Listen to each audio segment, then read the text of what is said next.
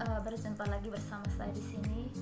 Perkenalkan, nama saya Berta Erdin, Fakultas Ilmu Sosial dan Ilmu Politik, jurusan Sosiologi kelas B, NIM 180303058. Nah, ini merupakan tugas saya review buku yang ke-9 yang berjudul Civil Right Movement. Nah, di mana buku ini bercerita tentang bagaimana memperjuangkan hak-hak sipil, terus tidak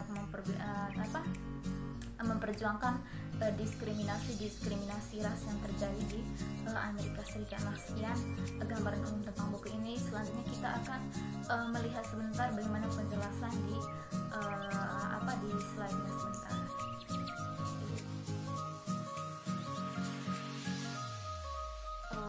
Baik, selamat malam. Perkenalkan, nama saya Berta Erdin, NIM 180303058, kelas B semester 5, jurusan Sosiologi, Fakultas Ilmu Sosial dan Ilmu Politik.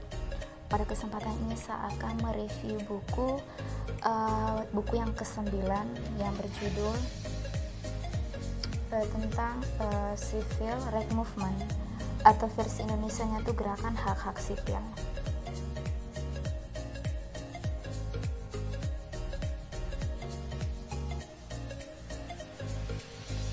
Perlu kita ketahui jika di sini kita lihat bahwa selama rekonstruksi bagi hasil menggantikan perbudakan dan banyak petani bagi hasil. Nah, ini terjadi juga ada perang berdarah antara negara bagian utara dan negara bagian selatan. Nah, negara bagian selatan ini memisahkan diri dari utara karena ketidakpastian tentang banyak masalah. Nah, perbudakan di sini yaitu di antara negara di bagian utara berjuang untuk mengakhiri perbudakan. Nah, sementara negara bagian selatan ini berjuang untuk melanjutkan perbudakan. Nah, banyak budak bekerja tinggal di perkebunan selatan yang menghasilkan tanaman seperti ada kapas, ada beras juga, ada tembakau, serta mereka ini sangat menjunjung ekonomi di negara bagian selatan. Nah, ini kurang lebih selama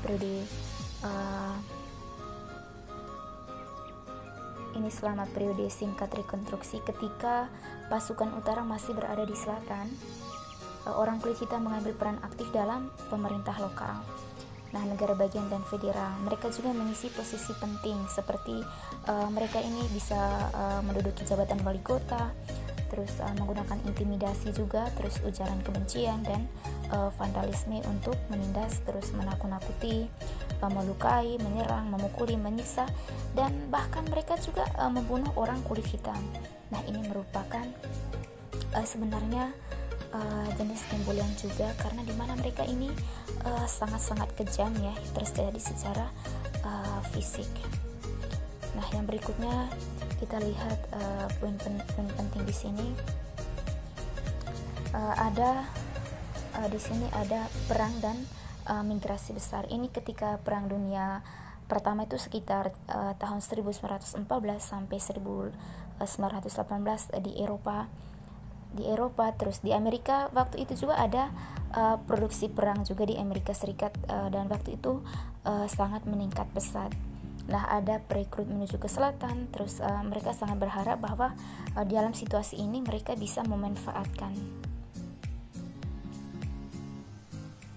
Nah, ini juga ketegangan ya, ini maksudnya dalam perang ini cuma mengakibatkan gelombang hukuman gantung kulit hitam yang kejam. Terus dan berakhirlah di sini, sudah berakhirnya Perang Dunia Pertama ya. Terus banyak juga orang kulit hitam percaya hak sipil mereka dan meningkatkan para peluang. Nah, kalau kita pernah dengar atau pernah baca dulu tuh kan di Amerika ada istilahnya politik apartheid. Nah, di mana politik apartheid itu maksudnya sangat diskriminasi terhadap orang-orang yang kulit hitam. Nah, mungkin ini juga ada kaitan dengan buku yang ditulis oleh si penulis ini sendiri, begitu.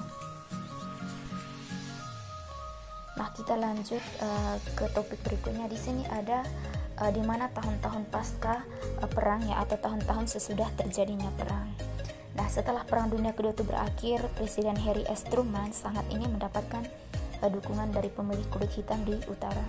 Nah, itu pada tahun 1946 juga ia membentuk Komite Kebudayaan Sipil, hak untuk memeriksa bias dan kekerasan rasial di Amerika Serikat. Nah, seperti apa yang saya bilang tadi, seperti yang politik apartheid tadi, yang dimana terjadi diskriminasi antara kulit hitam begitu.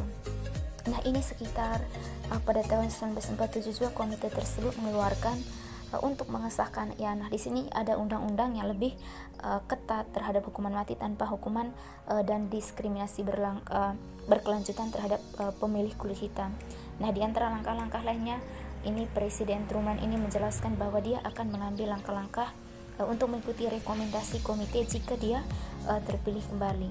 Nah, ketika pemilu semakin dekat, Presiden Truman ini merasakan tekanan kuat dari Randolph dan anggota Kongres ada Clayton Povers Jr. untuk memenuhi janjinya.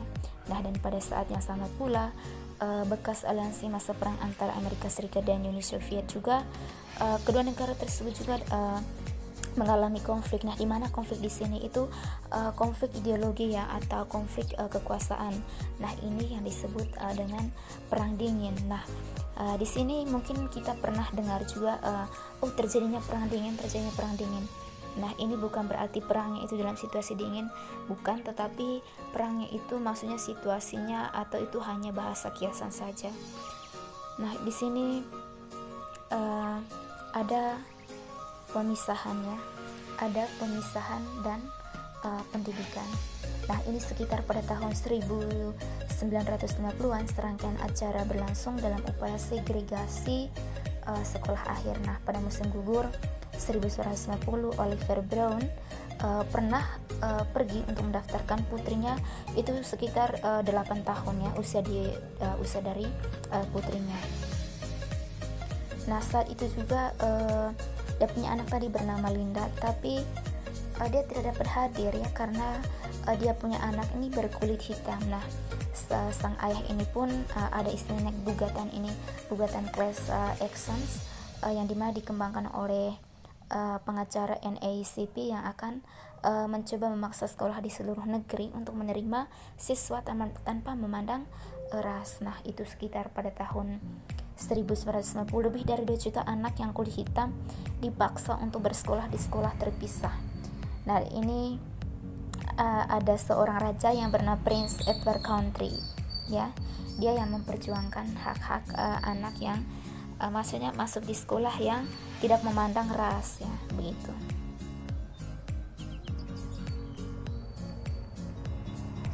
Nah, kita masuk di hak sipil.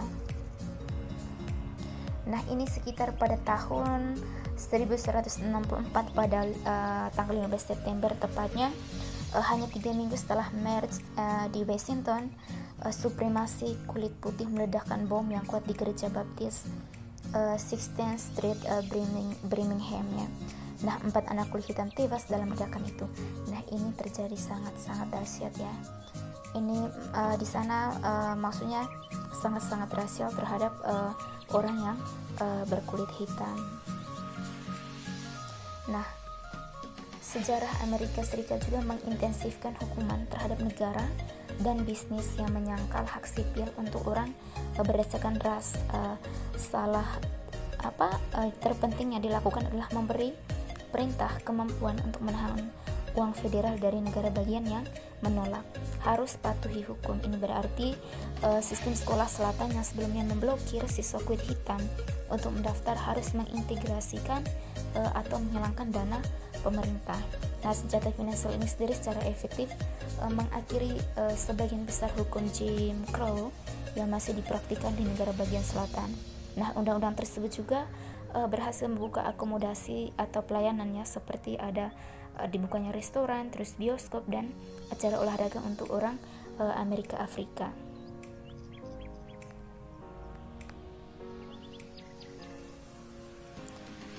Oke, kita langsung di sini ada hak-hak sipil luar. Nah, pada tahun 1970-an, meskipun kemajuan yang dibuat dalam 2 dekade sebelumnya, kualitas hidup banyak orang Amerika kulit hitam maksudnya masih tertinggal. Nah, bahwa orang Amerika kulit putih. Nah, Undang-Undang Hak Sipil tahun 1964 melarang diskriminasi oleh majikan terhadap siapapun warna kulit begitu atau jenis kelamin.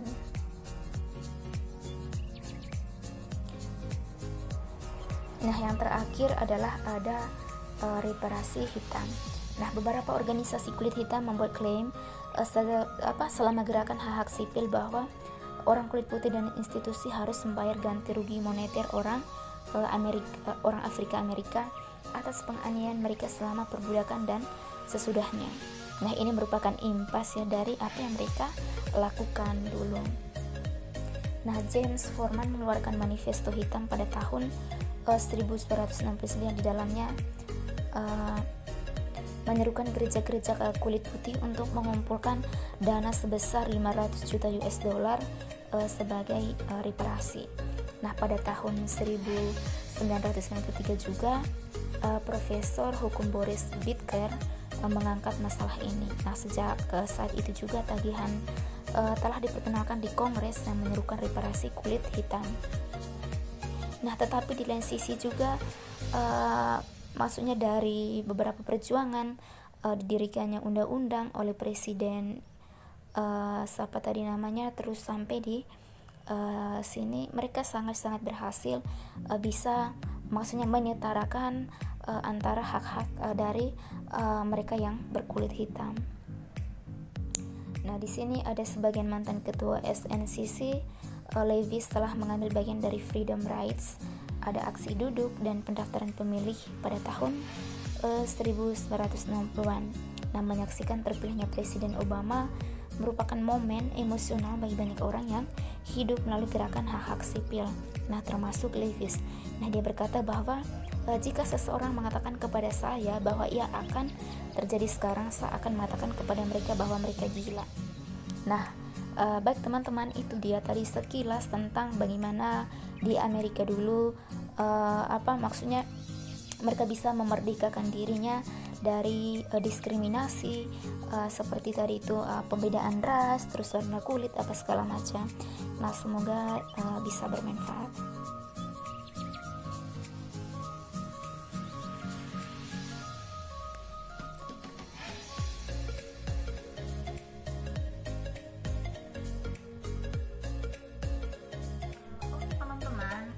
Tadi presentasinya baik. Jika menurut teman-teman materi ini sangat bermanfaat, silakan di like, di komen juga di kolom komentar jika cara pemaparan saya atau cara menjelaskan materi saya kurang berkenan. Silakan berikan kritik tapi yang bersifat membangun. Terus subscribe juga channelnya, di share juga ya teman-teman. Baik teman-teman, saya Berta Ertin, sekian dan terima kasih.